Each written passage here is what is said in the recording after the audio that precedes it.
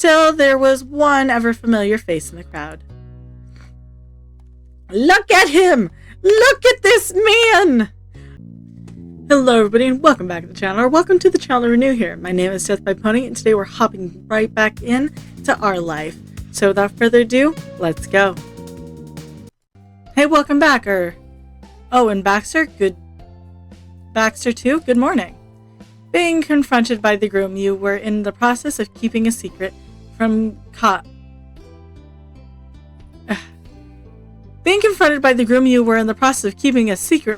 you off guard. It would have been prudent to go over the plan for this one on the ride over. Baxter, however, had no problem acting fine under pressure. How are you? Good morning to you, Scott, and how are you feeling today? Excited? Nervous? I don't know. Maybe both. No, yeah, definitely both. I thought I'd never sleep in. There was more commotion in the hallway. Jude came jogging up behind, greeting you over Scott's shoulder. You made it. Hey, you made it. How was your night with Terry and Randy, James? His demeanor was cool and calm, excluding total confidence. Despite the nonsensical question, you quickly surmised that sleeping over at your friend's place must be a cover story. You hastened to school your expression, not wanting to give the game away. It was nice, nothing major happened. The important thing about the lie was to never embellish more than necessary. You'd learned that from your mom, who could have told tales of the Olympics, which was ironic, really. She abhorred lying. Fortunately, Scott wasn't the least bit suspicious in his mind, obviously preoccupied on the morning matrimonial topics. You could practically see the dreamy bubble of Scott skipping down the aisle. I wanted to stop by briefly to see how you were feeling before this afternoon, and just happened to bump into James on the driveway. Well rested, Jude? It's good. Yep, I'm good. Somehow managed to get Scott to go to bed too. That's true. Jude knows the art of relaxation. Of course. Of course, it's wonderful. There is nothing to worry about on that front. Everything is running smoothly with regards to preparations. Here, Baxter gave Jude a meaningful look, who cracked into a small grin behind Scott's back. Message received. So you can focus on getting yourselves ready for your moment without concern, although if anything comes up, please don't hesitate to give me a call. You stifled a giggle throughout the exchange, in spite of yourself, seeing Baxter suavely passing veiled messages when he's being such a frantic mess half an hour ago before was too funny. Honestly, the fact that he was able to pull such an abrupt about face to lie in his own stress, fade into the background in service of pure professionalism, was kind of hot. And just like that, you weren't in danger of laughing anymore. Baxter cleared his throat, glancing at his phone. I'd best get to the venue since everything is in hand there. Terry and Miranda have already arrived there. I appreciate this. Right, don't let us keep you, and thanks, Baxter, for everything. We really appreciate what you've done for us. Jude made as though to offer his agreement, but Baxter smiled and raised a hand to stem the flower of gratitude. My pleasure. You are too kind. However, as it stands, my job is only half finished. I'll be only too happy to accept your words once the wedding is over. To do so now would be premature. Sure, dude, but thanks anyway. Jude met your gaze as he said this to include you in the sentiment. He silently hoped that your baking lived up to his rising hopes. Baxter nodded and turned to leave before doubling back to catch you briefly by the elbow. I'll see you later, James. Terry should come by to pick you up once you've had opportunity to get changed. Sure thing. Baxter smiled warmly and gave your arm nearly impeccable squeeze before letting go. Imperceptible. Sorry. His goodbyes said, Baxter wasted no time. He strode briskly down the driveway and got into his car, sparing you a wave as he drove away. Behind you, Scott cleared his throat. So, Come in, James. Jude and I were starting to get ready ourselves. Do whatever it is you gotta do. Oh, and there's finally a key for you on the kitchen counter. Yeah, we remembered that one a little late. They certainly had, but you couldn't pretend as if you asked for it. Or that you were mad you got more time with Baxter. Now I have some pants to iron. Vanishing into the house, a spring in his step. As you crossing the threshold, Jude mumbled to you under his breath. Hey, help yourself to the food in the kitchen. Not sure if you had to pass on breakfast this morning. He spoke guiltily, but you brushed it aside. You'd lost out on some sleep, but the look on Scott's face would be worth it. It's okay. Thanks, Jude. You were left to your own devices, and the remainder of the morning availing yourself of Jude offered you cobbled together quick breakfast before heading upstairs to take a well-earned shower. Almost forgot.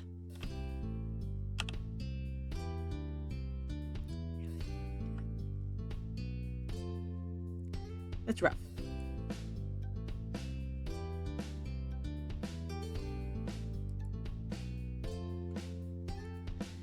A treat for working hard, you indulged in the hot water for a while. But eventually you returned to the other guest room that had been loaned to you and hauled your suitcase onto the bed before fishing out your wedding attire.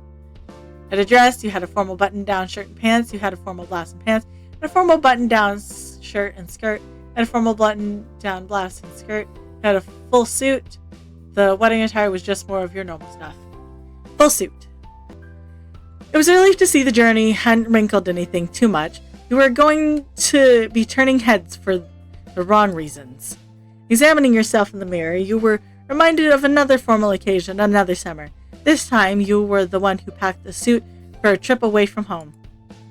Seemed so eccentric when you were 18, but now that you were attending someone's wedding, it was totally reasonable. Baxter still probably took formal attire wherever he went, good reason or no. When you had your look finalized, there was little left to do other than wait for Terry to come collect you. It felt funny to be loafing around the house dressed to the nines. Fortunately, you weren't left to your own devices much longer. Shortly before noon, a car honked and your phone alerted you of a text. It was Terry, thoroughly making you aware that he had arrived. You sprang to your feet from the sofa. You'd lounged on, pausing in the hallway, giving a quick goodbye to Scott and Jude, wherever they were, then dashed out the front door. Terry's van was parked across the street in the place Baxter's car had occupied before. You went around to the passenger side, popped the door open. Preposterous. Someone's looking fancy. Where are you going today?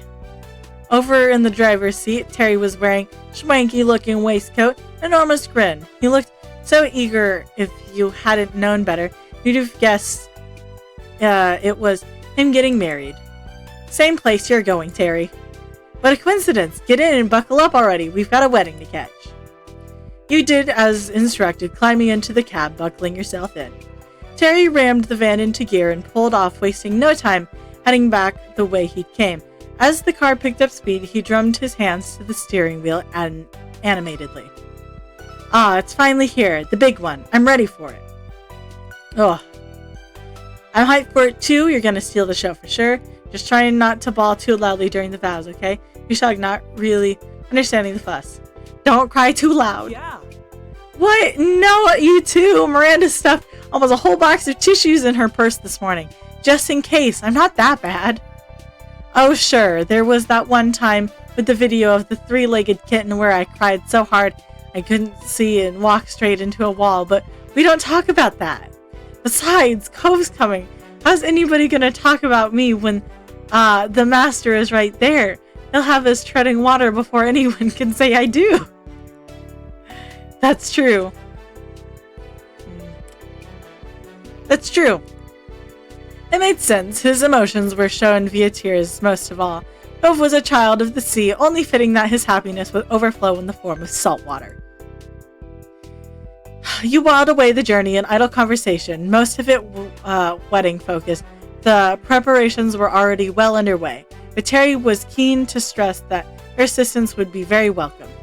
The route brought you into the heart of the city. Both the wedding and the reception were to be held in the upper floor of one of the many skyscrapers that dominated the urban sprawl.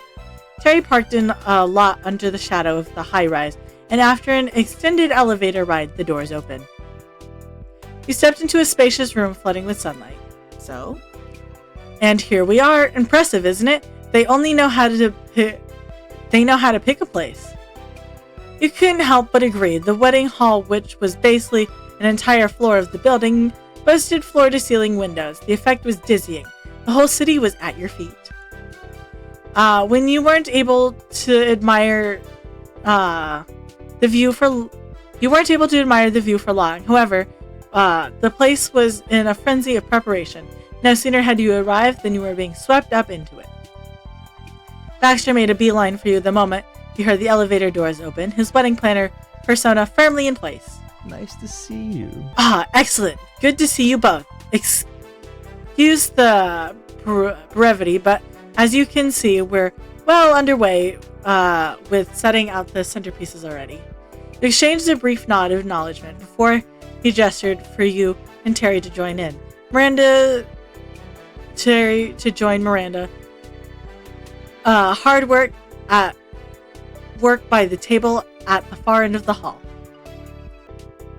She was wearing a simple yet elegant pink dress, and her long hair flowed in rivulets and immaculately accurate curls. Terry called out to her in greetings, and she turned and waved you over, beaming.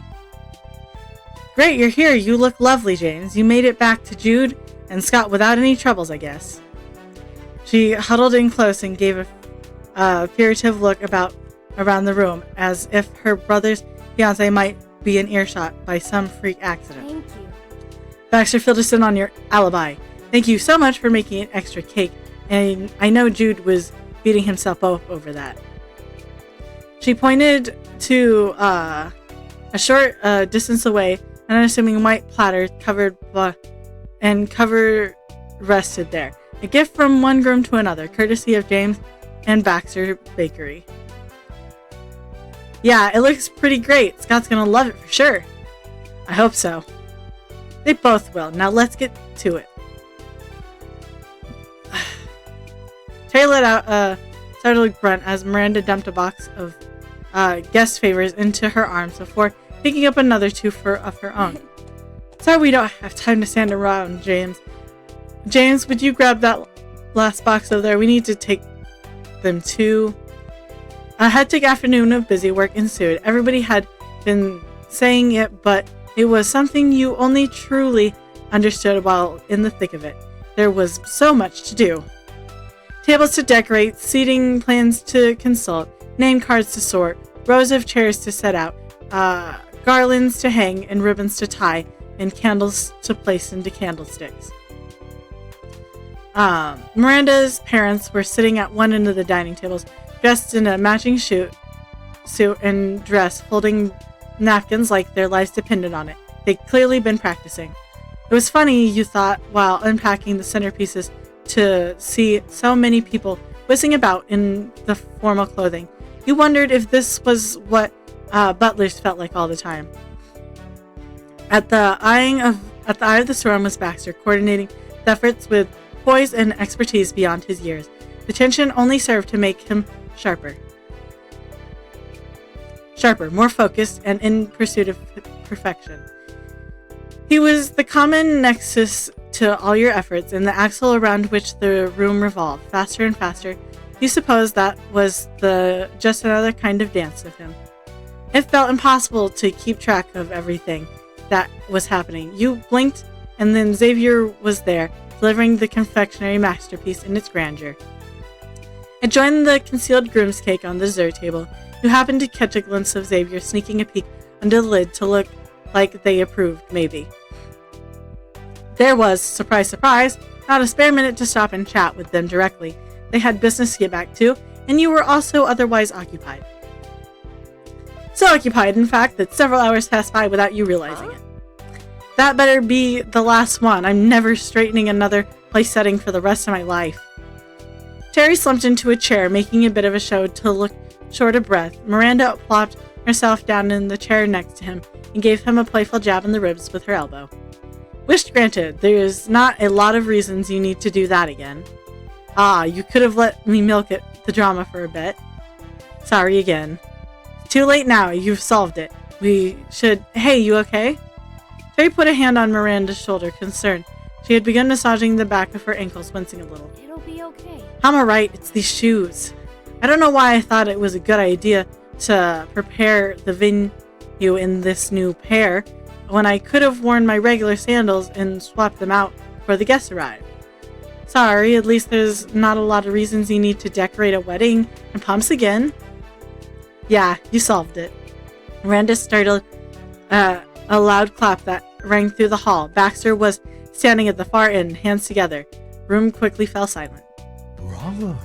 If I could have your attention, everyone, I think I'm right to say that we've now completed the necessary preparations for the main event. You've performed an admirable job. From this point on, the wedding should proceed without any further difficulties, so I'd like to invite you to enjoy the special occasion starting now. You've earned it. With that said, I've received word from the reception that the guests have begun to congregate in the foyer downstairs. You only need to join them. Wait for the groom to make their arrival. Thank you. You shared a look with Terry and Miranda before the three of you, with no small amount of effort, got to your feet and you headed for the elevators. Baxter came alongside. The tension was off him for the moment, and he eased into a more casual posture, with one hand in his pocket, very suave. He addressed you each in turn. Terry, Miranda, James, good work, each of you. Thank you. In my capacity as an organizer, I wouldn't normally say this, but it's been a relief to be able to count on you today. This whole week, in fact. Don't say that. It was the least I could do for Jude, even in spite of his lack of forethought. She sighed. I feel bad you were seeing my brothers at the best all the time. I love him, but sometimes his head is completely up his own ass. Baxter's cool countenance gave way to a sudden snort, which he tried and failed to cover up with his hand. He had never anticipated Miranda, of all people, being the one to say such a thing. It was rare, but she knew how to choose her moments carefully. It was always a bit of a treat.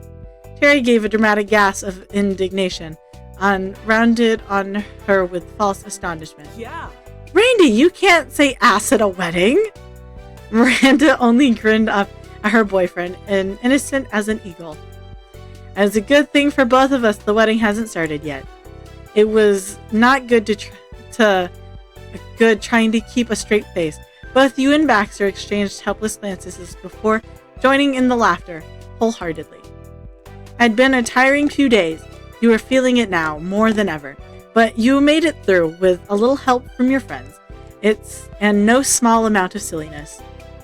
Baxter cleared his throat, regaining his composure to the best of his ability. That being said, we should get our butts downstairs. After you, James. You piled into the elevator and made the ride down to the lobby, quickling with anticipation as the floor numbers grew closer and closer to 1. The double doors opened, bustling energy. A thronging of hosts' guests were lingering about, chattering excitedly amongst themselves. Baxter gave proper tip of his head and darted off into the crowd, ostensibly, to take care of arrangements for when the couple arrived. Terry and Miranda followed not far behind. You stayed put while they went around to give welcomes. Unlike you, they knew a fair number of people in the attendance. Still, there was one ever-familiar face in the crowd. Look at him! Look at this man! Look at him! Why is it buttoned down and you can see his, pecs, abs, whatever's going on there? I don't know. But look at this man! I already did his ending where I got to flirt with him and feel up on that. So, I don't have to worry about it. But, I'm just like, we got to see it. Alright, I'm in that one there. You get a nice picture of Cove. I hope you enjoyed today's episode, and if you did, hit like. That way I know you're enjoying the content I'm making. Hit subscribe.